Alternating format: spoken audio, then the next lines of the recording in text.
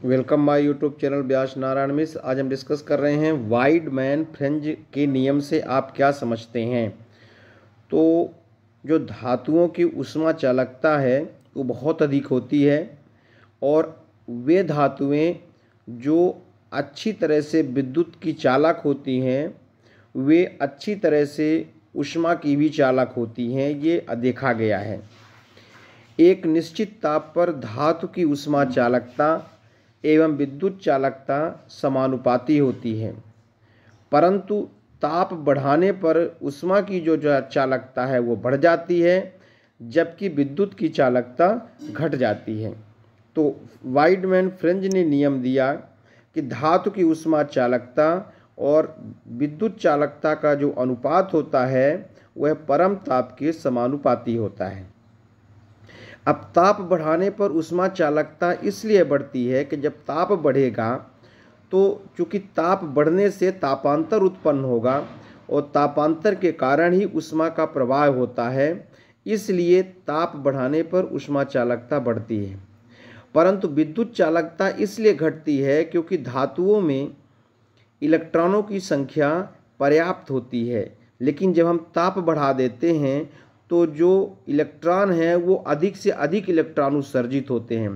फलस्वरूप धातुओं की सतह पर इलेक्ट्रॉनों की संख्या बहुत अधिक हो जाती है।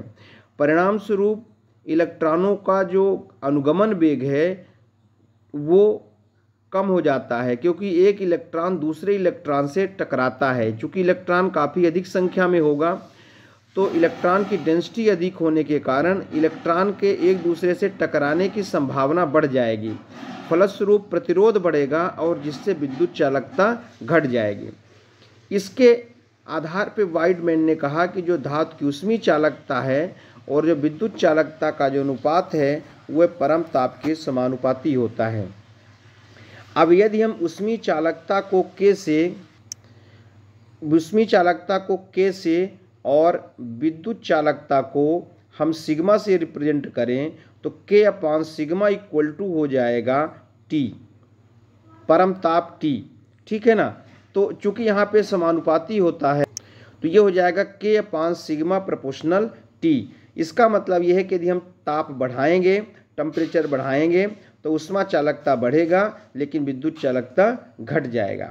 अब जब हम प्रोपोर्शनलिटी कांस्टेंट हटा देंगे तो ये हो जाएगा आपका K upon sigma equal to LT, जहाँ L जो है एक समानुपाती नियतांक है जिसे लॉरेंज नंबर कहते हैं। यहाँ से यदि हम लॉरेंज नंबर निकालना चाहें तो L इक्वल टू हो जाएगा K अपान सिग्मा T। अब ये लॉरेंज नंबर की जो वैल्यू होती है L की, ये वैल्यू होती है pi square KB square. KB का मतलब होता है बोल्ट्जमैन कांस्टेंट है, तो pi square KB square upon 3E square. E जो है इलेक्ट्रॉनिक चार्ज है, पाई की वैल्यू 22/7 होती है और KB जो है ये बोल्ट्जमैन कांस्टेंट है, इसकी वैल्यू होती है 1.38 इंटू 10⁻⁻23।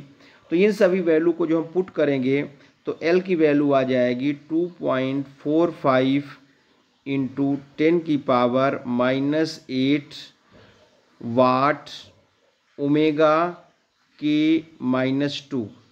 ठीक है ना। तो वाट हो गया पावर, ओमेगा हो गया रेजिस्टेंस और K हो गया केल्विन। तो इस तरह से जो K अपान सिग्मा होता है, ये जो K अपान सिग्मा दिया हुआ है, इस K अपान सिग्मा का मान अगर ताप समान है तो विभिन्न धातुओं के लिए K अपान सिग्मा का मान निश्चित होता है।